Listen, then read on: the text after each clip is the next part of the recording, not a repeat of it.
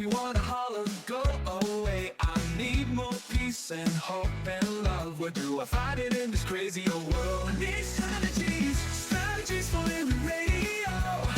Your dose of radio rehab. Strategies for living radio.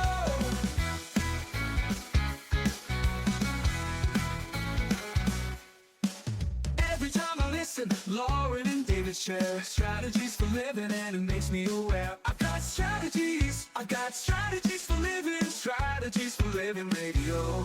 Your dose of radio rehab. Strategies for living radio. We need them. Yeah, we need them. We need those strategies, don't we? Those strategies for living. So are you ready? You ready for your daily dose of radio rehab? I'm here. I'm ready. Yeah, I knew you would be ready today. Hey, folks, welcome. Welcome into another edition of Strategies for Living. I'm Dr. David McMillan, and she is psychotherapist, PLPC Lauren Leon McMillan.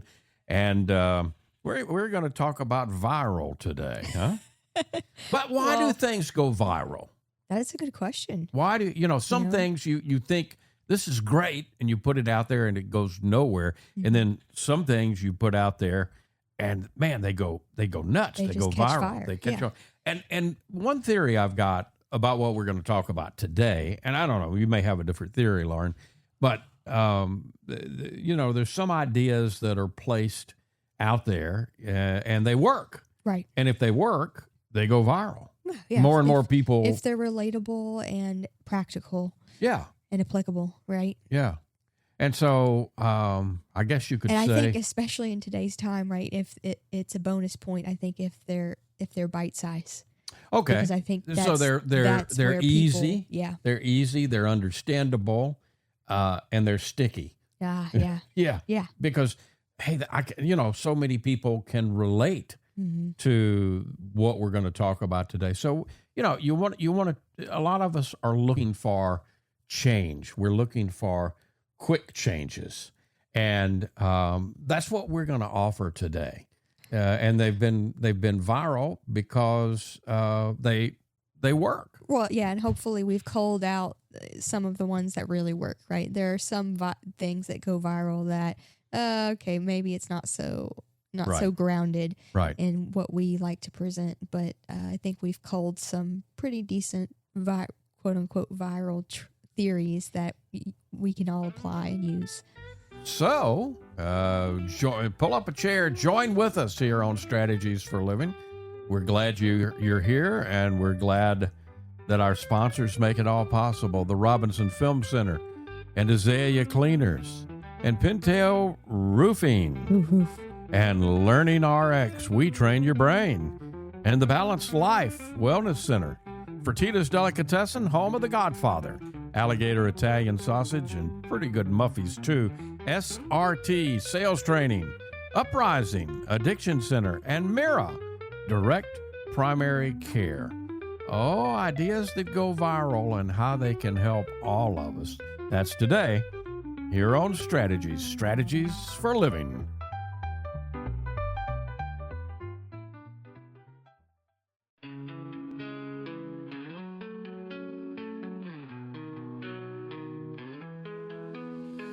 Tune in daily, find the light. Healthy mind and spirits bright. Strategies for living strong. Feel the vibe, it won't go wrong. Body moves and soul align. Catch the rhythm, feel the time. Radio rehab every day. Chase those clouds of gray away. Your daily dose of radio rehab. Lift you up when skies seem trapped. Mind and body, spirits free. Living life in harmony. And welcome into another edition of Strategies for Living. Lauren Leon McMillan, David McMillan, and You've come up with a doozy today. How do you viral? Did you just think? Let me talk about viral theories. I mean, No, I can't take credit. I can't take credit for this one. Kind of fascinates me with some of the ideas that you come up with. Well, and the how. I like you just continue to magnetize and gather ideas for shows, and this one just kind of popped out today. It was, I don't remember if it was on Facebook or Instagram or whatever, but it was a list of a few viral theories, and I have expanded them for us. I've added to the list because I thought it was a neat idea. Essentially, these viral theories, they're teachings, and what all of them, I think, have in common is they protect our energy. Mm-hmm. They're friendly to our nervous system, right? Yes. There's real cognitive clarity. Some of them bring more cognitive clarity to the table. And something we've been talking a lot about here recently is alignment. Mm-hmm. So aligning with your identity. Yeah. So let's jump in and see what we've got here. Okay. So the first one. The first one I think most people know or at least have heard of, right? Yeah. And it's the let them theory. Okay. Yeah. It started with Mel Robbins, and she's even got a book. And we have. Yeah, I think it's called Let Them. It's called Let Them. And you and I actually have done a show, a whole episode on this theory on its own. Yeah. And if you're interested in that, you can go check it out. That's on our podcast. Shameless plug for our podcast. And we're in our 33rd season. And so there's a couple of seasons now available on podcast. Yeah, we started with the 32nd on podcast. So there's a lot of... there's over 100 episodes. If you subscribe, there's lots to listen to. Always. Yeah.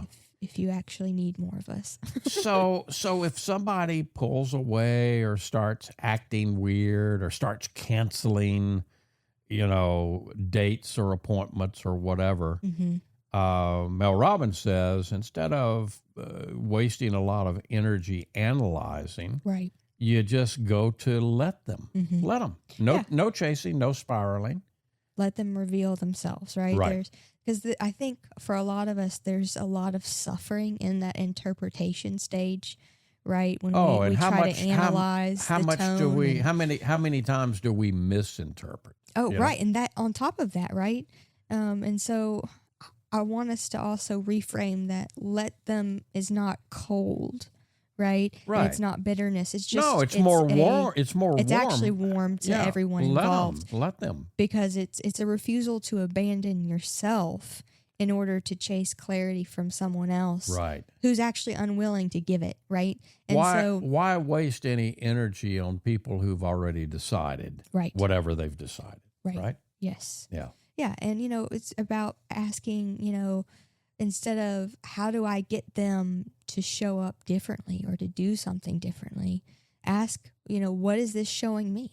Just being able to. What can I learn from this? Right. What are they telling me? Right. Yeah. When somebody's showing you who or where they are, believe them. Yes. Let them. And let that be information. Right. Not an invitation for you to overextend or. Right. And if it proves later on that, well, wait a minute, something else was going on, you can reconsider, mm-hmm. and you can listen with an open mind to, let's say, whoever you quote unquote let them comes back around, and where have you been? And mm-hmm. I really would like to get together again, and they've got a good explanation, let's say, for their past behavior. Okay. Right. You can always renegotiate, right? Absolutely. Yeah. Yeah, and in the meantime, focus on where you really can put your energy into good efforts, right? Yeah. And into things that you really want to create. I mean, again, I think I've said this a lot this week. It's about where are you placing your energy? Right. And so the next one is the main character glitch theory. Okay. Okay. Yeah. And I had not heard of this until I saw this. This one's a new one for me too. Yeah. Yeah. So it's just the idea that you need to do something different, like one small thing differently to change up the way you feel. So one random thing every day. Yeah. And maybe it's go sit in a new place, go walk a different way to the park or whatever. Right. Take a different route. Yeah. Wear something you don't usually wear. Yeah. Yeah. Go somewhere that you don't usually go at a different time of the day, right? Yeah, because your brain, all of our brains are going to tune in and notice newness and novelty. Right. Yeah. Because in that novelty is what interrupts our autopilot. Yeah. Right? Yeah. I mean, we know that the brain loves efficiency, which is why we get into habits and we get into this autopilot type behavior, right? And it becomes automated. But the downside can be when it becomes numb, right? Or when we start to feel, well, this is mundane. Yeah. Right. And so it's about how can I infuse something new? And I would add to this, you don't actually have to do something radically different.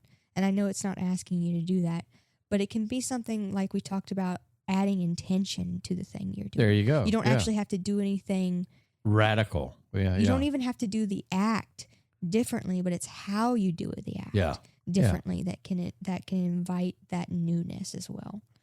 Here's another theory: the brain dump before bed theory. Some of us can't turn our minds off at night. We can't turn our brains off at night, right? Yeah. And we think, well, I've got insomnia. Well, maybe, but maybe not. Yeah. Yeah. Maybe it just needs to be released, right? Yeah, maybe your brain's just overloaded. Yeah. Yeah. And it needs a place to go, right?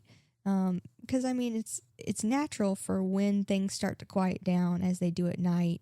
You're more aware, perhaps, of the busyness of your mind. Right. Right. And so everything that's unresolved may seem to get louder, right? It starts reviewing and sorting and predicting. It's almost like your inner office turns on right when you're trying to turn off, right? So the strategy here is just get it out, write it down, Yes. Write everything down. It can be messy. It could be totally unfiltered. You don't have to edit and things like that. Just write it. Yep, just get it out. Get it out. And I would make this. I mean, it doesn't have to be a before bed thing. I used to use brain dumps all the time, just throughout the day, as a way to get it out and to make sure it kind of gives you some safety, if you will, right? Because if it's written down, you have this idea, well, I won't forget it. There you go. Yeah, I've got it written someplace. Mm-hmm. Maybe I got a note to tell me where I've...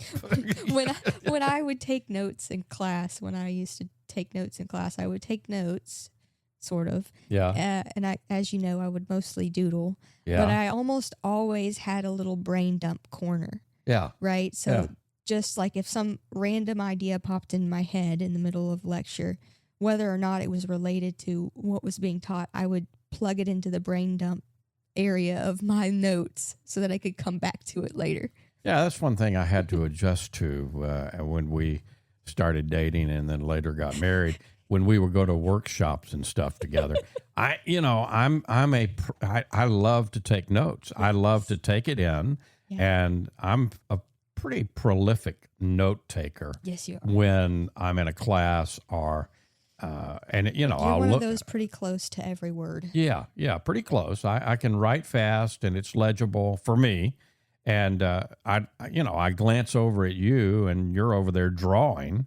And in a few minutes, if you see me looking at you, you're going to be on my page drawing something. And it's like, you can't do that. You can't mess my notes up, But we've gotten through it. Yeah. There's the sunlight theory. I love this one. Yeah? Yes. Yeah, I mean, because, well, it's rooted in good science. And it's something that I do naturally, and I think we all need more of. Yeah. Right. And so it's just the idea that if you're feeling off or you feel, If your mood goes down, if your mood drops. Yeah. So get outside And the sunlight theory says just 60 seconds, right? Yeah. Just a minute to go out and get some natural light. Yeah. Because we know that natural light helps to regulate the body. And that's even if the sun isn't shining. Absolutely. Because we're still getting... You're still getting light. You're still getting sunlight. It's best if you go with your eyes relaxed. And again, just 60 seconds. Take some slow breaths. Relax your eyes. Because your brain is going to get signaled then to regulate your entire nervous system. That's pretty good. Yeah. I mean, we know light is information to the nervous system. Right. Right. And so going outside for just a minute even can interrupt that loop of feeling trapped. And it helps to reset, right? Because the body receives that. It receives, okay, what time is it? Where am I at in space? And I'm taking some deep breaths, hopefully. And I'm even getting more information if I'm able to look out at the horizon, right? Yeah. It's not magic, but it is medicine in a very basic sense. It's none of these are magic, but they've gone viral because they work. The sunlight theory, the brain dump before bed theory, the main character glitch theory, and the let them theory. And you know what? We got more? We got a lot more theories. I don't know how many we'll get to, but we got a lot of theories today, because turns out there's a lot of theories that have gone viral, and they've gone viral because they work. Yes. And so we're talking about that today, sharing them with you and reminding ourselves of all these theories that can work for them. That's today right here on Strategies for Living.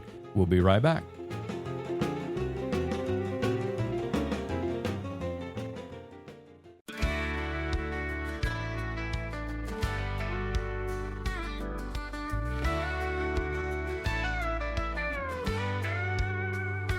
Facing the same old problems day to day makes you wanna holler, get away. Looking for the road that'll get me there, looking for hope and peace to spare. Looking for strategies. Strategies for living radio. Your dose of radio rehab strategies. And welcome back. Welcome back into Strategies for Living. Lauren, Leon McMillan, David McMillan. We're talking about theories, and all of them are, that's the neat thing here. All of these are so simple, you know? Yeah. And they're simple ideas, but... Bite-sized strategies for living. Yeah. If you will. Turns out, you know, KISS, right? Yeah. The simple stuff can work so well. Yeah. We've already reminded you, if you've missed some of those, we're in podcasts. So if you want to go back, a lot of times listening on the radio, you'll hear 15 minutes here, 20 minutes there when you're in your car. And that's great. That's, you know, that's one of the beauties of radio. But sometimes with the stuff that we talk about, you may want to hear the whole thing, or you may want to pass it on to somebody in your life that's important. Well, we got you covered. That's right. We're on podcast platforms everywhere. That's Wherever right. You want to listen, search us up and we'll pop up. You just put in the search engine of wherever you're downloading from, Strategies for Living, and we should pop up. And so please subscribe to us and pass the word. Yeah. Yep. All right. So we hadn't run out of theories yet. Huh? Oh no. No, we've got many more. All right. So I love this next one. The floor theory? Yeah. Yeah. I didn't know it was an actual theory. It's The just floor theory. It's just something that I've done forever. What are we talking? We talking?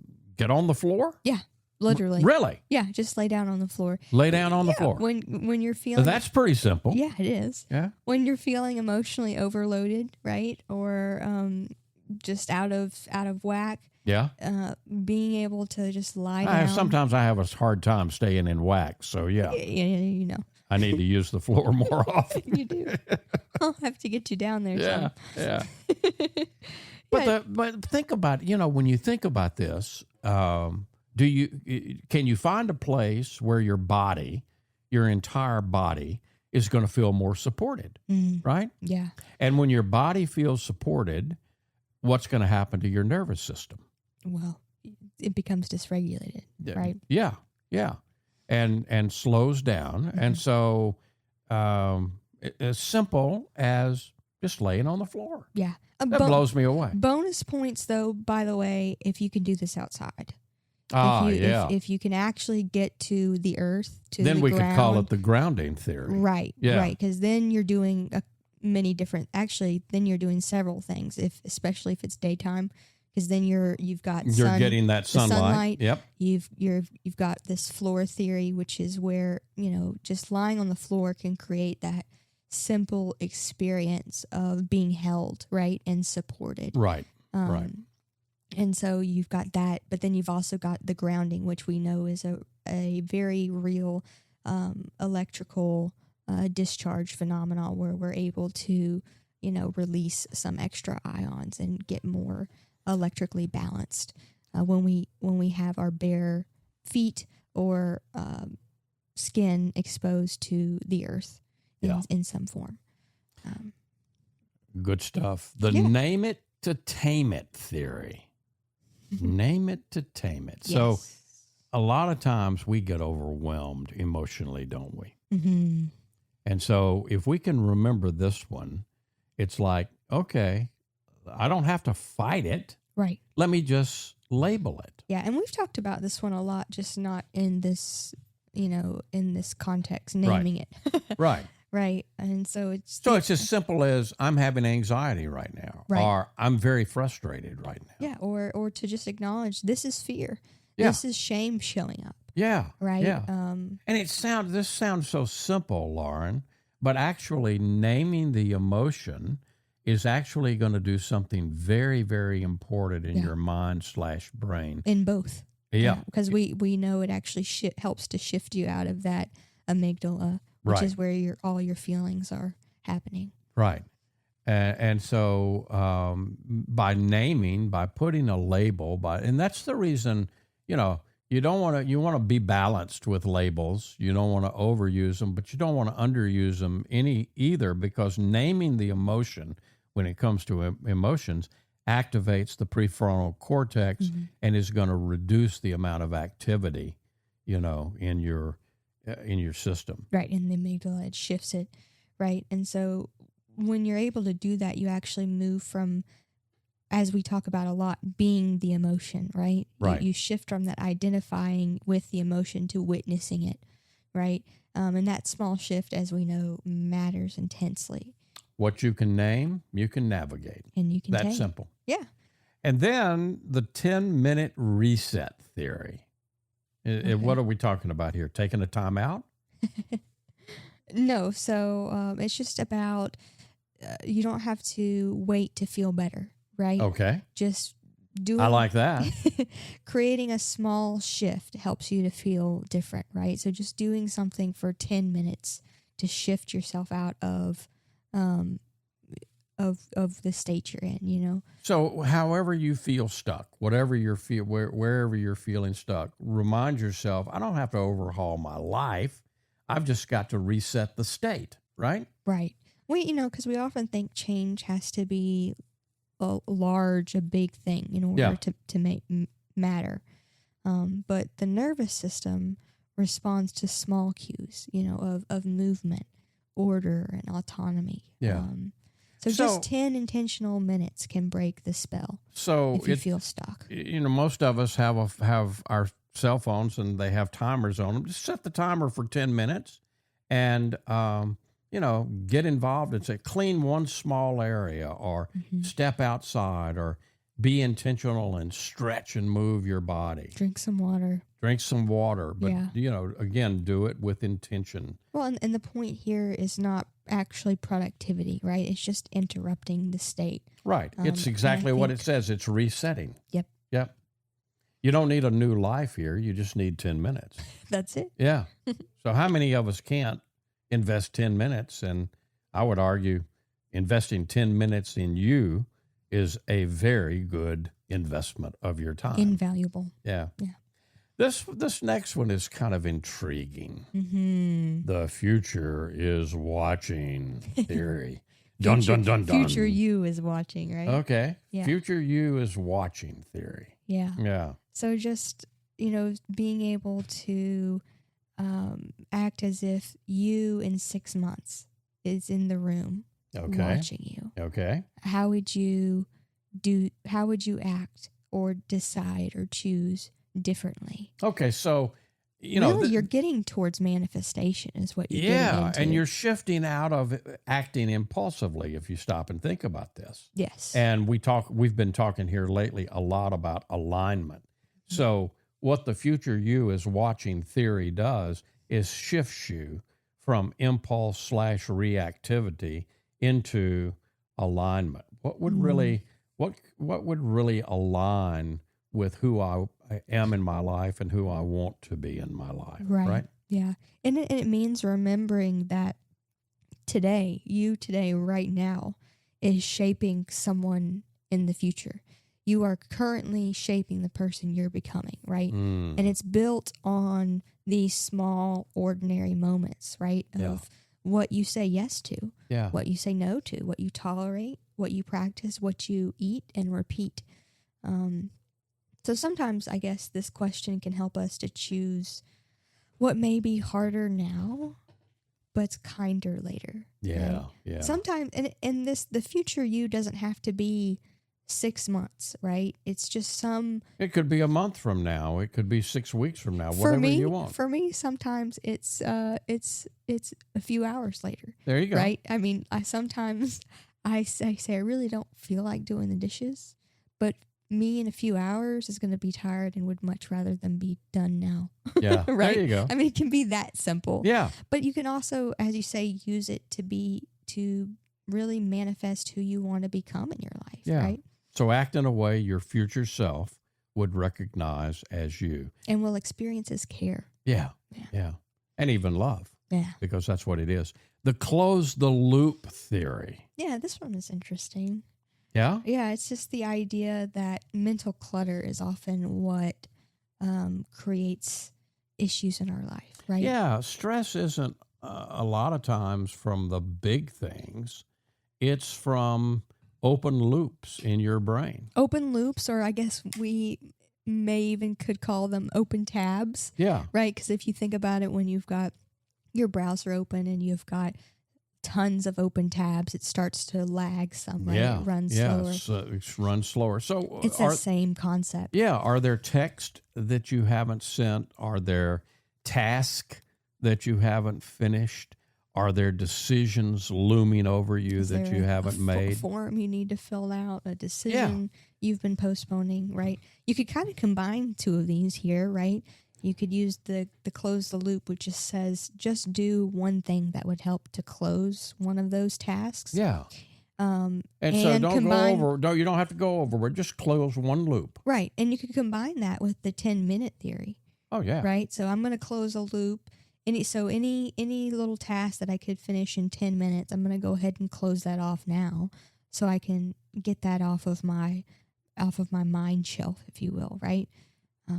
So if you feel lighter and clearer, it's fantastic that just closing one loop is going to make your mental load drop instantly, because clarity isn't created, it's uncovered when you finish what's open. Yeah. That's a good way to put it. I like that. Yeah. And so, I mean, some of these are just very, very interesting. Close the loop theory, future you is watching theory, 10-minute reset theory, name it to tame it theory, the floor theory, the sunlight theory, the brain dump theory. I know I'm missing some. The main character glitch theory. And let them. And the let them theory. We got lots of viral theories out there. Yeah, some of them are pretty handy. Yeah.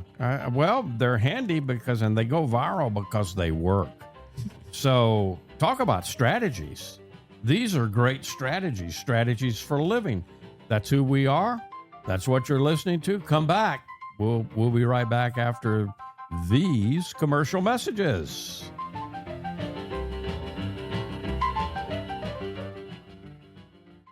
We all have problems every day. We all need help along the way. We need strategies for living radio. And welcome back in. Welcome back into Strategies for Living Radio. Lauren Leon McMillan, David McMillan. We're talking some viral theories today, and they've gone viral because they work. And, people have used them and they report, hey, this works for me. This calms me down, or this gets me reset. Mm-hmm. And, sometimes that's all we need, just a slight adjustment, if you will. They're almost, some of them are kind of akin to modern day mantras, if you will. Yeah? Yeah, I mean, because mantras are mind vehicles, and they're usually real short phrases to sort of reset, right? Yeah. And I think a lot of these are, in a sense, mantras, modern mantras. Yeah. They're reminders of, oh yeah, that's a simple way to think about that or to do something differently. The regulate before you relate. Yeah, let's theory. This is one of those triple asterisk ones, right? Yeah. And I think this is one we talk about very, very often, if not almost every show. Because there's so much reactivity in the world, and that reactivity creates a lot of chaos and a lot of havoc, whether we're talking in individual lives or collectively. Right. Yeah. So regulate before you relate. So before you react or fix or explain, make sure that you have a regulated nervous system. Yeah? Yeah, just being able to take that pause, right? And I think in this day and age of instantaneous everything, instant gratification, instant text, we can in a moment be in contact with just about anybody we want to be, right? And it fuels this sort of urgency culture. And I think to a degree, we've actually confused urgency with honesty. That immediate response is honest, and really often it just means activation or reaction, right? Yeah. And that's not a place we often want to come from. No. So this is as simple as just taking a pause and breathing and noticing what you feel in your body. Yeah. Right? Yeah. Giving yourself permission to, take a deep breath and take some time to be with yourself and your body before you respond to that text. Or do you think that a lot of conflict, maybe even most conflict, is not about whatever the issue is? It's about dysregulation. Yeah, and it's about the way we respond to each other. Yeah. Yeah. I mean, so much relational damage happens when two nervous systems are speaking before either is settled. Yeah. It's kind of and that's the way we hurt each other. Yeah. I mean, I don't know how many times through the years, especially in couples therapy, I'm sitting there listening to two egos crashing into each other. Yeah. And both of them are dysregulated. Right. So, sometimes it's as simple as inviting both people to get to a place of regulation. And then you can have a different kind of conversation. Yeah, a real connected one, right? Right. And I think so many times we think we're arguing about content, where we're in a conflict over what it is we're talking about. But I think more often than not, it's not really what we're talking about it so much as how we're talking about it. Yeah. We're actually in a conflict over the way that we're talking about what we disagree about. Right. It's not about what we actually disagree about. Then there's the lower the bar to start theory. And we kind of talk about this in a lot of ways. Sometimes people say, I don't feel ready yet. It's a myth. Yeah. That is you a don't need to myth. feel ready. No. Yeah. And this is something I'll raise my hand and say that I'm still working on, right? It's the idea that I have everything I need right now, right here, right now. And so if I come up with an idea to start something, I have what I need. Always. And it doesn't have to be perfect, right? And I can figure it out as we go along the way, right? Right. And that's part of the journey and the experience and how we learn. So let's give some practical examples here. Let's say that I've been saying, I'm gonna plan a workout. I'm gonna go running, or I'm gonna go to the gym. Yeah. Well, you don't have to worry about working out. Just put your gym clothes on. Put your gym shoes on. Yeah. Maybe you've said, I got a book in me. I got to write that book. Well, okay, that's a process. Mm-hmm. Just open a document. Yeah. Open and start a document. Or pick up your pencil, whichever way. There you go. Yeah. How are you going to do it? Right. Some of us are overwhelmed by mess around us. Mm-hmm. Well, so, instead of worrying about cleaning the whole thing, tell yourself, I'm going to pick up 3 things, right, or I'm going to pick up 5 things, put them back in their place. Yep. That can make a big difference because action creates energy. It's not the other way around. And the other thing there is that small little steps actually builds trust in yourself. Right? Okay. Because if you're able to break it down and do those small things, you can recognize, okay, yeah, I've got this, and I can trust myself to follow through on the next task. Right. Then there's the zoom out theory. Yeah. And, I like this one. Yeah. I really think this is one that I can use over and over. Mm-hmm. So the zoom out theory is I'm just asking myself a question we've all heard of. Is this really going to matter in a week? Is this really going to matter in a month? Mm-hmm. Is this really going to matter in a year? All you're doing is zooming out. Yeah. Yeah. Yeah. And when you do that, you instantly recalibrate the emotional intensity. It puts everything in perspective, right? Yeah. Because the mind has a tendency to magnify what's immediate, right? Well, which is appropriate because it lives in the now. Right. Right. But sometimes it is incredibly important to back up and say, okay, basically, am I really going to remember this? Is it going to matter? Am I going to remember? And who's going to actually remember? Yeah. Right. Yeah. I mean, this is not, of course, to invalidate your feelings, right? Not at all. But to put them in perspective and proportion. One more quick one. The body check-in theory. Ooh, when your mind is spiraling, shift to your body. We all need to do this so much more. Just simply ask yourself, where am I tight? Are my shoulders tight? Is my jaw clenched?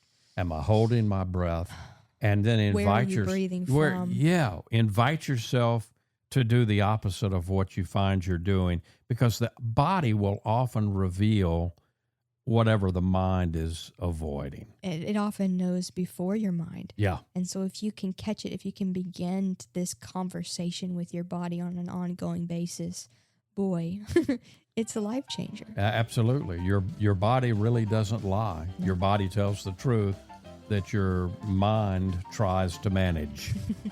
Talking about theories that have gone viral because they work so well. And don't we all need those? Talk about strategies, Lauren. Yeah. These are truly strategies for living. That's the hope. And we'll be back.